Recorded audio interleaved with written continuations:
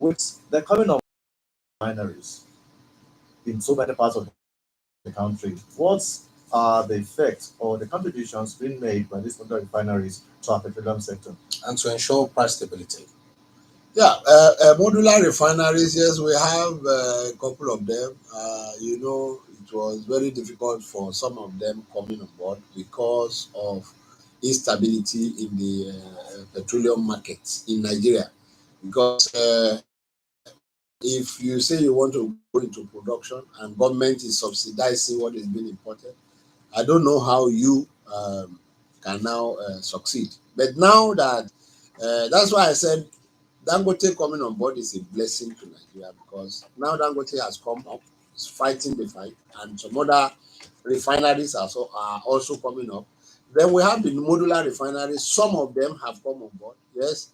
But what is the volume of the petroleum products that some of these modular refineries are producing? They are very, very small and insignificant if we talk about the volume of the petroleum products that we are consuming in Nigeria. No matter how little, they will have their impact, but how significant? That is the question.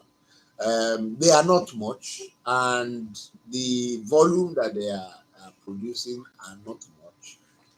Then they are helping the economy one way or the other. So the modular refineries, the more, the better for Nigeria. But we don't have enough as of today. Look at, you can't compare their effect with that of Dangote. What Dangote is doing is more than all the refineries that NNPC have combined. It's more than that. And even with NNPC, you see that NNPC is chasing Dangote. The first to come and say, okay, the price of crude has gone down, so we are reducing the price of our petroleum product. It is Dangote that is taking the lead, and NNPC will now follow suit. So that, which means that if you had left this thing with NNPC alone, the price would have been high there. In the past, I don't know the time that Nigeria will now tell you that okay, we are reducing the price of crude, the price of petroleum. But now we are witnessing that, and we still witness more of that, because okay, as of today, the price of crude maybe about $62. The prediction is that it will go up to about let's say averagely $65 per barrel by December.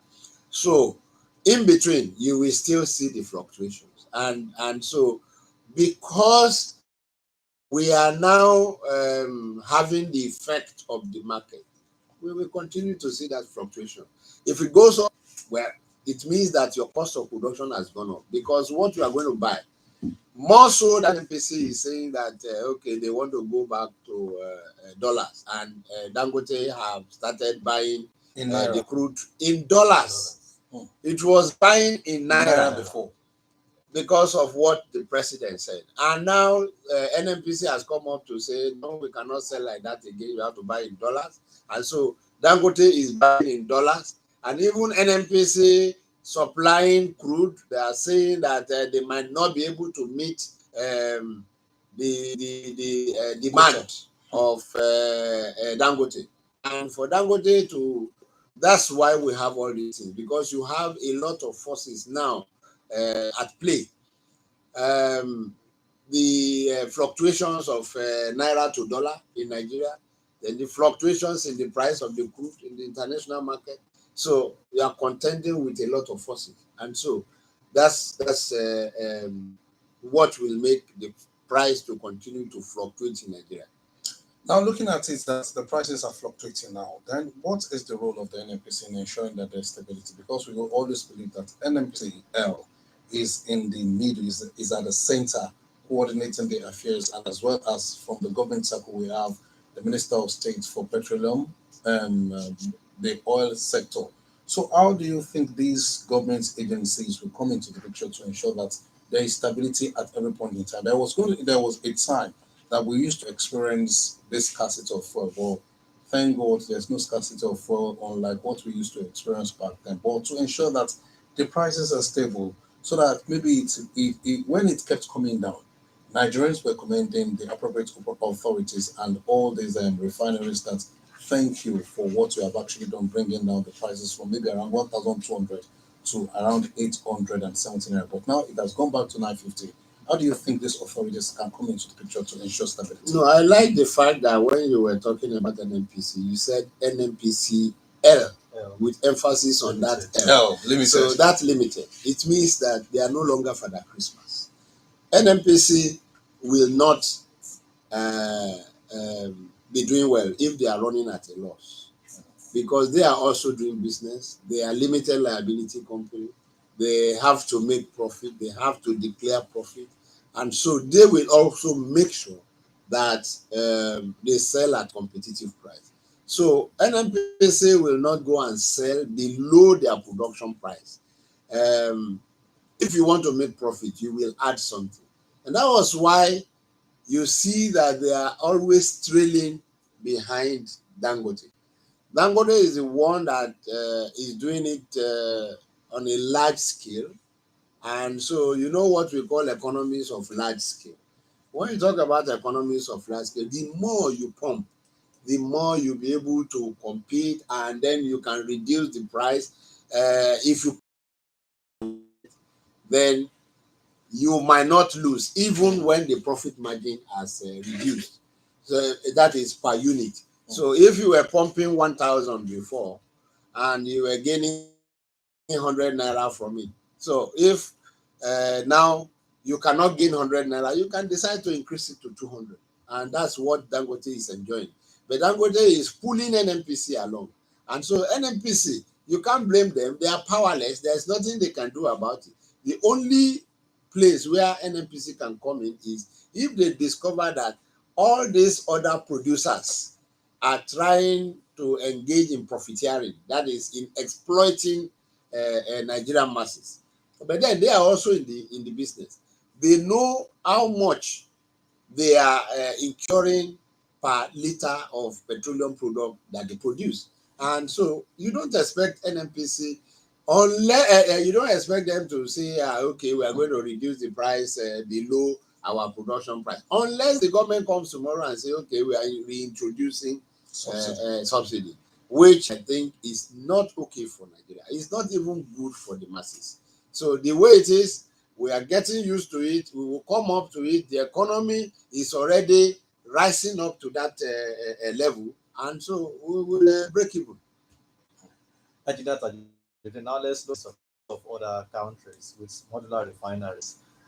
Just successful examples of modular refineries in other countries, or we can start from African countries that Nigeria can learn from, at least to help guide us, especially to stabilize the prices of yes, well, petrol.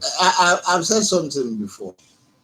If you talk about the capacity of Dangote, that's 600,000 barrels. So if you talk about solar refineries, maybe they will do 500 barrels. Some of them 1 million barrels. How can you compare 1,000 barrels to 600,000 barrels? You can see that it is insignificant. You talk about other countries. When you have enough, if you have Dangote, there are I know about 3 other refineries that are already into construction. When they come aboard, all those ones, they are the ones that you have for Dangote. But then they will also take some parts of the market. The modular refineries also, for instance, anyway, I don't need to be disclosing the capacity of some of them, because I know some of them. I know what some of them are producing. They are very, very small. And even if you say, okay, this refinery alone to serve, for instance, Abeokuta, some of them cannot do it. So if you now take Abeokuta alone out of Nigeria, Abeokuta is just one town out of how many? Even if you talk about the state capitals, just 1/36 or how many? Now, not to talk about, you now compare it with all the towns in Nigeria. So The modular refineries, they are doing their own. Yes, they are plugging some holes, but how many holes can they plug? Is insignificant. So the more we have, the better. You know, some of these modular refineries have been licensed. Some of them even from the days of President Obasanjo, and they couldn't come on board because of the market, because government was subsidizing it. Now they know that, okay, we now have private entity, private competitors in the market. So that is what is giving them encouragement. So if we have more of the modular refineries, it will be good for us, because they will be at least bridging some gaps. But you might have, look at this one of them that is just doing, say, about 1,000 barrels a day. So how many, if you have like that, before they can compete with Dangote, you will have like 600 of them. If you talk about Warri, Port Harcourt 1 and 2, Kaduna refinery, you will have maybe hundreds of some of them before they can match, before they can match even the NNPC refineries. And even the NNPC refineries, how effective are they? Until they privatize some of these things, we might not be totally out of the wood. If you say you don't want Dangote to enjoy monopoly, how do you break monopoly? Competition. So it is there, the market is open. The guys that are talking about, oh, in the international market, it's not like that, it is cheap. Then go to the international market and bring the fuel. Make it cheaper. How many of them have been able to bring to import the fuel and make it cheaper? Okay, I can't remember anyone. Okay, let's open the phone lines for our dear listeners to be part of this conversation this lovely morning. 0803-437-9453 and 0815-032-0226. You know, we're talking about the rules of modular refineries in terms of ensuring the stability. Now, you're talking about these NNPCL refineries, that the best way is privatization.